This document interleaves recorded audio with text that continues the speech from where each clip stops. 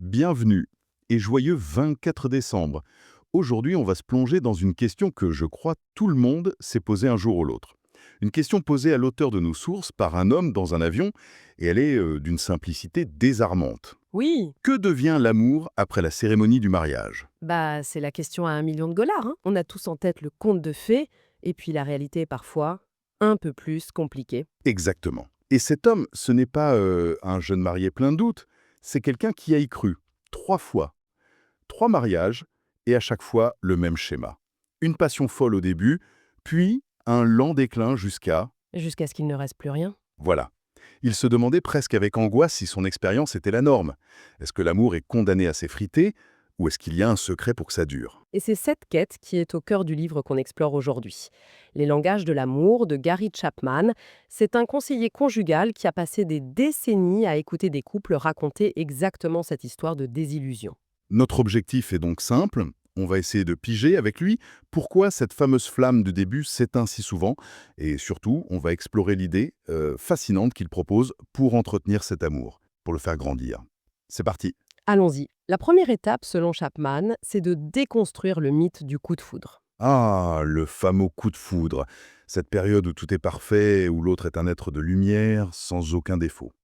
L'auteur raconte l'histoire de Myriam, qui est persuadée, après seulement 3 semaines, d'avoir trouvé l'homme de sa vie. Oui, et elle est tellement aveuglée par cette euphorie qu'elle ne voit rien d'autre. Le fait qu'il ait déjà divorcé 2 fois, qu'il est insta professionnellement. Tous les signaux d'alarme. Exactement. Ils sont invisibles pour elle. Elle est convaincue que leur amour, à eux, va tout transcender. C'est une sorte d'obsession, en fait. On est tous un peu passés par là, non? On pense que notre couple est différent, qu'on ne tombera jamais dans les pièges des autres, qu'on ne se disputera jamais pour des bêtises. Mais ce que l'auteur explique, et c'est assez brutal, c'est que ce sentiment n'est pas fait pour durer. C'est une phase biochimique, en quelque sorte. Il cite les recherches d'une psychologue, Dorothy Tenov, qui a montré que la durée de vie moyenne de cette obsession amoureuse est d'environ 2 ans. Après, on atterrit. Et heureusement, finalement, Chapman prend des exemples qui font sourire. Si on restait tous dans cet état second en permanence, la société ne fonctionnerait plus. Bah non, L'étudiant amoureux voit ses notes s'effondrer, l'employé n'arrive plus à se concentrer. C'est une phase intense, mais pas viable sur le long terme, quoi. c'est une sorte de starter. Un starter conçu pour créer un lien assez fort, pour qu'on ait envie de construire quelque chose ensemble. Mais le problème, c'est ce qui se passe quand le moteur s'arrête. C'est là que le choc se produit. Le retour à la réalité, comme il dit. On se réveille un matin et les petites manies qui nous faisaient sourire deviennent Insupportable. carrément. Les cheveux dans le lavabo, le tube de dentifrice. C'est là que beaucoup de couples se disent « on ne s'aime plus ». Et pour expliquer ce qui se passe vraiment, Chapman introduit une métaphore qui est la clé de toute sa pensée. C'est le concept du réservoir émotionnel. Un réservoir émotionnel. C'est une image puissante. Ça veut dire que l'amour, c'est moins un sentiment magique qu'une ressource qu'il faut gérer. C'est exactement ça. L'idée, c'est que chacun de nous possède ce réservoir intérieur. Quand il est plein, on se sent aimé, en sécurité. Quand il est vide, on se sent seul, mal aimé. D'accord? Le coup de foudre, c'est comme une pluie torrentielle. Il remplit le réservoir à ras-bord, sans effort. Mais une fois que l'orage est passé, le niveau commence à baisser doucement. Et si on ne trouve pas un moyen de le remplir manuellement, il finit par se vider complètement. C'est ça la fin de l'amour? C'est ça. Le véritable amour, l'amour qui dure, ce n'est plus l'euphorie passive du début, mais l'acte conscient et volontaire d'apprendre à maintenir le réservoir de son partenaire plein. Ce qui nous amène à sa grande idée. Pour remplir ce réservoir, il ne suffit pas d'aimer sincèrement, il faut le faire d'une manière que l'autre puisse recevoir. Il faut parler son langage sentimental. L'analogie qu'il utilise est très simple, mais incroyablement parlante. C'est comme pour les langues. Si je vous parle en français et que vous me répondez en japonais, On aura beau être les mieux intentionnés du monde, on ne se comprendra pas. voilà. Pour l'amour, c'est pareil. On a tous une langue maternelle affective. Et j'imagine que le problème, c'est qu'on a tendance à exprimer notre amour dans notre propre langue, en supposant que c'est universel. Précisément. C'est même la source de la plupart des malentendus. Il est rare, selon Chapman, que 2 conjoints partagent la même langue principale. Donc, on passe notre temps à envoyer des preuves d'amour qui ne sont pas perçues par l'autre. On exprime l'amour, mais l'autre ne le ressent pas. 5 langages. C'est à la fois simple et vertigineux. J'ai hâte de voir si je reconnais le mien ou celui de mes proches. Il commence par quoi, l'auteur? Il commence par le plus évident en apparence, les paroles valorisantes. Il s'agit de tous les mots qui construisent, qui encouragent, qui expriment de la gratitude, des compliments sincères, des mots gentils. Ça paraît simple, mais je sens qu'il y a un piège. C'est pas juste dire je t'aime en boucle. Loin de là. C'est aussi dans la manière de demander les choses. Chapman raconte cette histoire d'une femme qui se plaignait amèrement que son mari ne repeignait jamais leur chambre. Pendant des mois, c'était des reproches, des exigences. Évidemment. Ça ne marche pas. Le genre de situation qui mène à une impasse totale. Exactement. Sur les conseils de l'auteur, elle change radicalement de tactique. Elle arrête de parler de la chambre. À la place, elle se met à le complimenter sincèrement pour d'autres choses qu'il fait. Ah, d'accord. Merci beaucoup d'avoir sorti les poubelles. J'apprécie vraiment que tu gères les factures. Des choses simples. 3 semaines plus tard, un samedi, il était en train de repeindre la chambre. Il s'est senti apprécié, pas agressé. C'est la différence entre tu sais, j'adore tes tartes aux pommes. Ça te dirait d'en faire une, et ça fait des mois qu'on n'a pas mangé de tarte aux pommes. Le message n'est pas le même. Pas du tout. L'un guide l'amour, l'autre le paralyse. Le deuxième langage, ce sont les moments de qualité. Là, on imagine un dîner aux chandelles, mais c'est sûrement pas que ça. Non, l'idée clé, c'est l'attention totale et sans partage. On peut être assis sur le même canapé à regarder la télé pendant 3 heures sans partager un seul moment de qualité. C'est être présent émotionnellement pour l'autre. C'est l'écouter en fait. Oui, il donne l'exemple de Patrick, dont la femme rentrait stressée du travail et lui racontait ses problèmes. Et lui, en bon solutionneur, il lui donnait des conseils, j'imagine. Systématiquement. Tu devrais faire ci, pourquoi t'as pas dit ça? Mais ce n'était pas du tout ce qu'elle cherchait. Elle voulait de l'empathie, pas un consultant. Elle voulait sentir qu'il comprenait son émotion. C'est une erreur tellement classique. Écouter pour comprendre, pas pour répondre. Exactement. Il décrit aussi un duo qui s'attire souvent.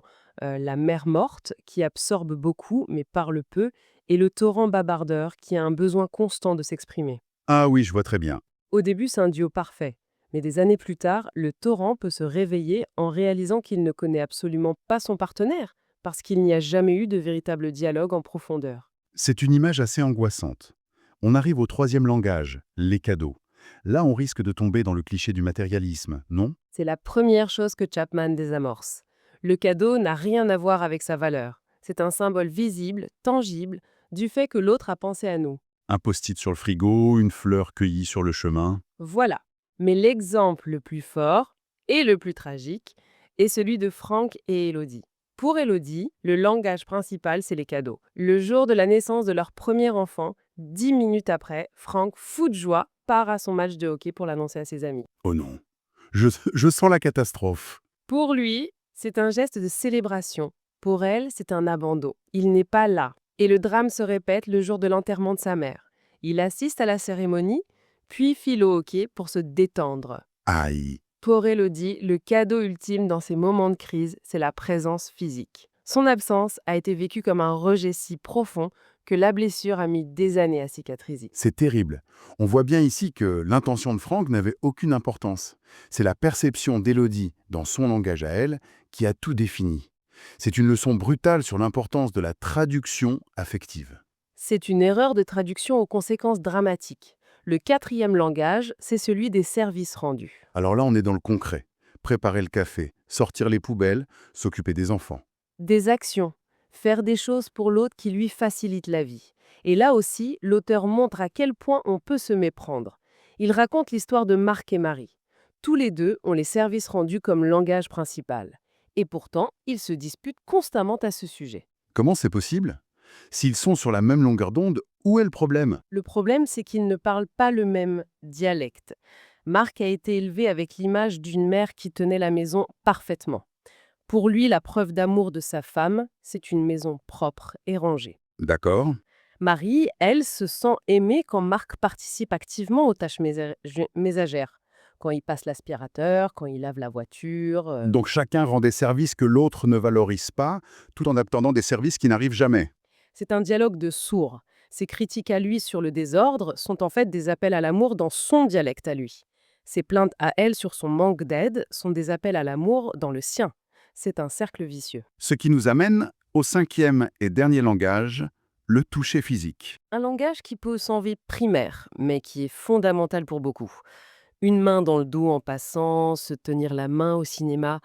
Pour les personnes dont c'est le langage principal, le contact physique est le communicateur d'amour le plus puissant. Et son absence, la forme de rejet la plus douloureuse? Absolument. Le cas de Pierre et Nicole illustre parfaitement. Le langage de Nicole, c'est les moments de qualité. Mais Pierre, obsédé par son travail, passe toutes ses soirées sur son ordinateur. Le réservoir de Nicole est vide. Elle se sent ignorée et sa réaction, c'est de se replier sur elle-même, j'imagine. Elle se ferme. Et sans même s'en rendre compte, elle arrête tout contact physique avec Pierre. Plus de baisers, plus de câlins. Le problème, c'est que le langage principal de Pierre, c'est justement le toucher. Ah, Pour lui, ce n'est pas une conséquence, c'est le message. Il l'interprète comme un rejet total et viscéral. et du coup, il se réfugie encore plus dans son travail, ce qui vide encore plus le réservoir de Nicole. C'est le serpent qui se mord la queue. C'est l'engrenage parfait. Leur mariage était au bord de l'implosion, alors qu'à la base, il y avait deux personnes en souffrance qui criaient leur besoin d'amour, mais dans des langues inaudibles pour l'autre. C'est fascinant. Si on résume, l'idée de Chapman, c'est que l'amour durable, celui qui survit au coup de foudre, change de nature. Ce n'est plus une émotion qu'on subit passivement, Ça devient un choix conscient, le choix d'apprendre une langue étrangère, celle de son partenaire, et la discipline de la pratiquer tous les jours, même quand ce n'est pas naturel pour nous. et c'est là où ça devient vraiment puissant. L'auteur dit que faire l'effort de parler un langage qui n'est pas le nôtre est peut-être la plus grande preuve d'amour qui soit. Exactement. Parce que ce n'est plus instinctif, c'est intentionnel. Il donne son propre exemple que je trouve très parlant. Il déteste passer l'aspirateur. Comme beaucoup de gens. C'est une corvée de son enfance qu'il a en horreur. Mais pour sa femme, c'est un service très important. Alors il le fait. Et elle sait que chaque fois qu'il le fait, ce n'est ni par plaisir, ni par habitude. C'est un pur acte d'amour pour elle. L'effort lui-même devient le message. L'amour n'est plus seulement un sentiment, c'est une action. C'est une perspective qui change vraiment tout. Ça déplace le focus de comment je me sens à comment faire pour que l'autre se sente aimé. Le livre est centré sur la relation de couple, et c'est déjà un champ d'application immense. Mais en écoutant toutes ces histoires, je n'arrêtais pas de penser à autre chose. Ah, intéressant, dites-moi en plus. Ben, si ce principe des langages est si puissant pour transformer la dynamique d'un couple, comment pourrait-il s'appliquer à nos autres relations essentielles? Quel est le langage d'amour principal d'un parent vieillissant, d'un adolescent qui se renferme, ou d'un ami proche qu'on sent s'éloigner? C'est une excellente question. Et que se passerait-il si, au lieu de donner l'amour comme on a l'habitude de le faire, on prenait vraiment le temps d'observer, d'écouter et d'essayer de parler leur langue à eux